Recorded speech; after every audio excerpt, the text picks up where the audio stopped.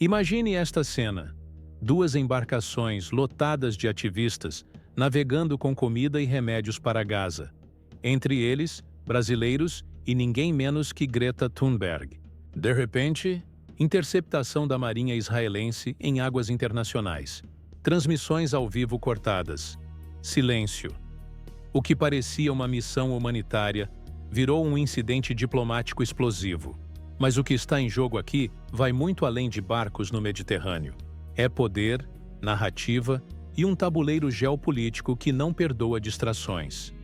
Se você gosta de entender os bastidores da política internacional e como isso pode bater aqui no Brasil, inscreva-se no canal e fica comigo até o fim, porque esse caso da flotilha é uma aula sobre como política, guerra e mídia se misturam num jogo de poder.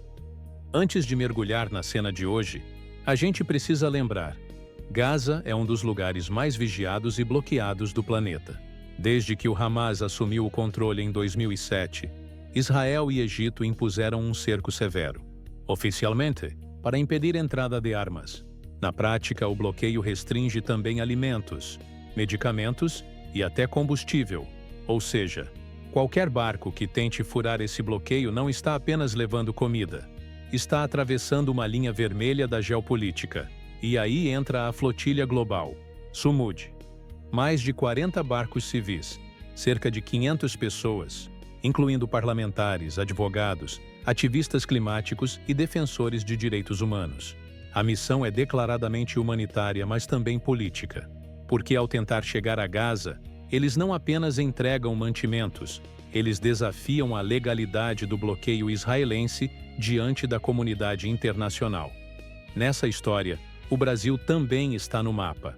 Os 6 ativistas brasileiros a bordo: Bruno Sperbi Rocha, Lisiane Penca Severo, Magno de Carvalho Costa, Mariana Conte Takahashi, Tiago Ávila e Gabriela Tolotti, carregam bandeiras que vão muito além de solidariedade. Mariana Conte é vereadora do PSOL em Campinas. Tiago Ávila é ativista conhecido em movimentos sociais, ou seja, não estamos falando de turistas perdidos no Mediterrâneo. Estamos falando de militantes políticos, com inserção pública e discurso organizado.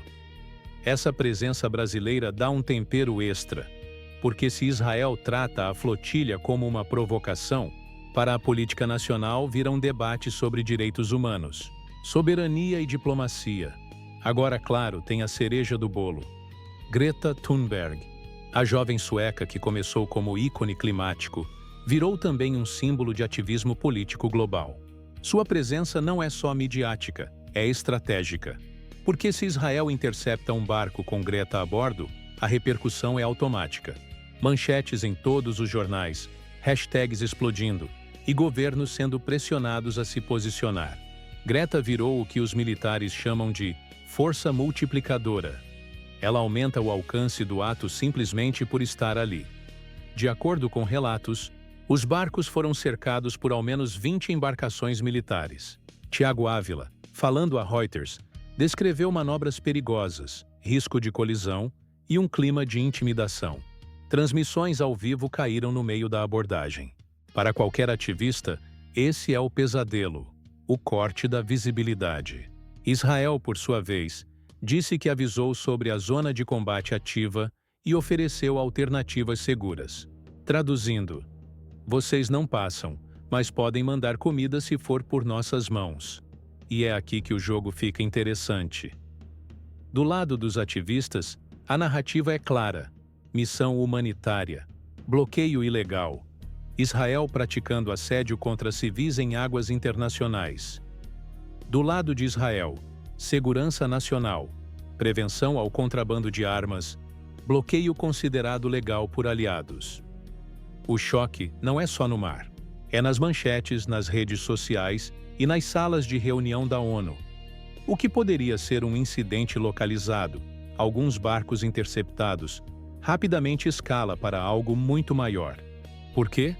Porque Gaza é um dos pontos mais sensíveis da geopolítica mundial. Qualquer movimento ali é amplificado. Uma bomba que cai em Gaza gera debate no Conselho de Segurança da ONU. Um protesto em Tel Aviv pode virar trending topic global. uma flotilha com Greta Thunberg vira manchete até no Jornal Nacional.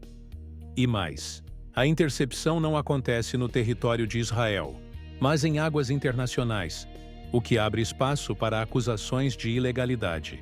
Se o bloqueio já é contestado, interceptar barcos longe das águas israelenses soa para muitos como um abuso. O efeito imediato?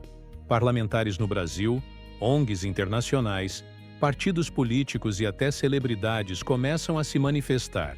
A narrativa humanitária ganha terreno, e Israel precisa correr para justificar o ato. Agora, vamos puxar o fio para o Brasil. Entre os detidos está Mariana Conte, vereadora do PSOL em Campinas, que já vinha denunciando o bloqueio em suas redes sociais. Isso dá ao caso uma conotação política interna inevitável. A deputada federal Sâmia Bonfim, PSOL, foi uma das primeiras a se pronunciar, pedindo intervenção imediata do Itamaraty. Ou seja, em poucas horas o caso já tinha eco dentro do Congresso brasileiro. E aqui entra o ponto-chave. Como o governo brasileiro reage? O Itamaraty, conhecido pelo seu tom calculado e quase sempre discreto, até o momento não se pronunciou oficialmente. Esse silêncio pode ser estratégico, ou pode ser um problema, porque no Brasil atual, cada silêncio é interpretado como alinhamento. Se o Itamaraty demora, a esquerda vai dizer: o governo não defende seus cidadãos. Se fala rápido contra Israel, a direita rebate: o Brasil está apoiando terroristas. Se fica neutro, ninguém fica satisfeito. Ou seja, até um barco interceptado no Mediterrâneo vira munição para a guerra política em Brasília. Outro detalhe crucial: o Brasil, nos últimos anos, oscilou muito na sua relação com Israel. Durante o governo Bolsonaro, havia um alinhamento explícito com Tel Aviv e com Lula. A narrativa mudou. Defesa da Palestina, críticas ao bloqueio, apoio a negociações multilaterais. Só que a política externa brasileira tem um limite. Ela precisa equilibrar princípios com pragmatismo. O Brasil não pode simplesmente comprar uma briga frontal com Israel porque, no meio, está também os Estados Unidos, o maior aliado militar de Tel Aviv. E aqui entra o ponto sensível. Se o governo brasileiro resolve endurecer o tom, pode comprar problemas diplomáticos maiores. Se não faz nada, vira alvo de críticas internas. É literalmente o xadrez político no tabuleiro internacional. Cada movimento abre e fecha portas.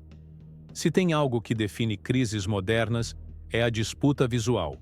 E nesse caso, imagens são tudo, Greta Thunberg chorando em um barco cercado por militares. Seria capa de jornal no mundo inteiro. Ativistas brasileiros fazendo live durante a interceptação. Já são provas para narrativas no Brasil. Israel, por outro lado, tenta evitar qualquer imagem que mostre truculência. E é por isso que as transmissões caíram no meio da operação.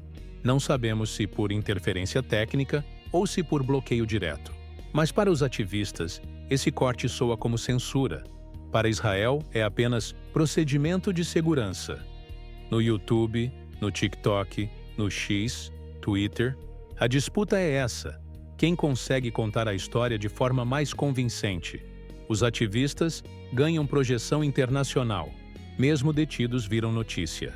O ato deles cumpre o objetivo central: chamar atenção para o bloqueio. Israel ganha no curto prazo, impede que os barcos cheguem, mas perde no médio prazo porque o custo de imagem é altíssimo. Brasil perde no sentido diplomático porque é arrastado para um conflito que não era seu. Mas internamente, partidos e grupos políticos vão usar o caso como munição. E aqui está o detalhe: em política, às vezes perder é também ganhar. Porque um governo pode usar a crise para reforçar sua posição ideológica. Enquanto o público acompanha a narrativa barcos humanitários versus bloqueio israelense, nos bastidores, a história é mais complexa. Israel não age sozinho. Cada interceptação dessas é monitorada de perto por Washington. O bloqueio a Gaza é sustentado não só pela Marinha israelense, mas pela lógica de segurança norte-americana na região. É o Brasil? Aqui entra um ponto interessante. Quando os cidadãos brasileiros são detidos no exterior em situações sensíveis, a primeira ligação não é para o embaixador, mas para Brasília. E lá dentro, começam as reuniões. O Itamaraty avalia como agir sem parecer submisso ou agressivo demais. O Planalto calcula o impacto político interno. E o Congresso já usa o caso para discursos inflamados. No meio, ONGs e movimentos sociais pressionam por uma resposta rápida. Afinal, se o governo não age, parece que abandonou seus próprios cidadãos. Aqui no Brasil, o caso cai como uma luva para a polarização. Esquerda, reforça a narrativa de solidariedade internacional, denúncia do bloqueio e defesa dos direitos humanos.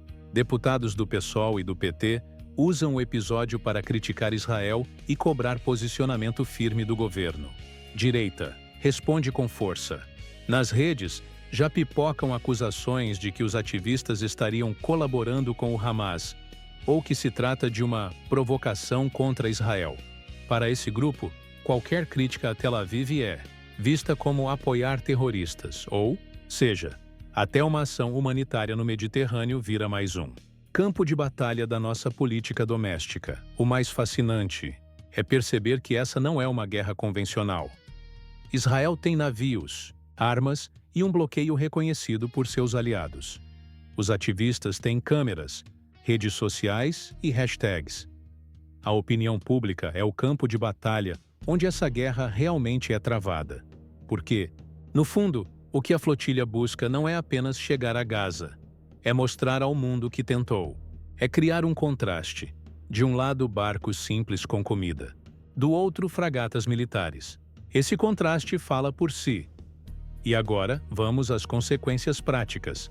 Para os ativistas brasileiros, pressão diplomática para a libertação imediata, com risco de processo ou deportação. Para o governo brasileiro, inevitável pronunciamento. O silêncio não aguenta mais de 48 horas. Para Israel, desgaste de imagem, especialmente porque Greta Thunberg é envolvida. E isso gera manchete em todo o Ocidente. Para Gaza, nenhuma mudança imediata. O bloqueio continua, mas a pressão internacional aumenta. Chegamos então ao ponto central. A flotilha não é só sobre remédios e comida. É sobre quem controla a narrativa em torno de Gaza. Se os ativistas conseguem expor Israel, o bloqueio ganha novos críticos. Se Israel neutraliza a flotilha e consegue manter o apoio de seus aliados, o status quo continua. Para o Brasil, qualquer resposta do governo será interpretada politicamente e usada como munição para disputas internas. É o tipo de crise em que não existe neutralidade verdadeira. Até se calar é tomar posição. No fim, o episódio da flotilha mostra como, no mundo de hoje, até barcos pequenos podem abalar grandes potências. A guerra em Gaza não se trava apenas com tanques e mísseis. Ela se decide também nas imagens, nas redes e na política internacional. E o Brasil, mesmo a milhares de quilômetros, já está no meio desse tabuleiro. E você, como vê esse episódio? Os ativistas estão certos em desafiar o bloqueio ou isso só aumenta as tensões? Comenta aqui embaixo, deixa o like e compartilha esse vídeo para que mais gente entenda os bastidores da política internacional. E claro, se inscreve no canal para acompanhar cada movimento desse xadrez político.